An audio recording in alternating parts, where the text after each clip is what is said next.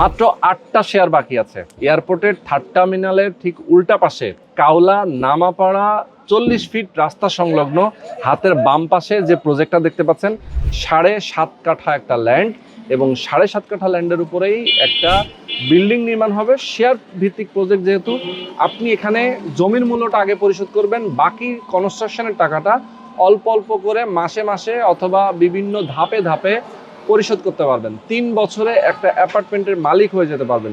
1451 বর্গ ফুটের একটা অ্যাপার্টমেন্ট হবে এখানে। আপনারা 3 বেড, 3 বাথ, 3টা বারান্দা, ডাইনিং, ড্রয়িং, কিচেন, এভরিথিং থাকবে। একটা বড় ধরনের একটা ফ্যাসিলিটিস আপনারা এখানে পাবেন।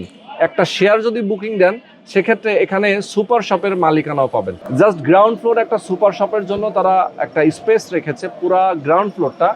এইখানকার যে বিজনেসটা হবে সেইটার একটা প্রফিট কিন্তু আপনি একজন ফ্ল্যাট ওনার হিসেবেও পাবেন।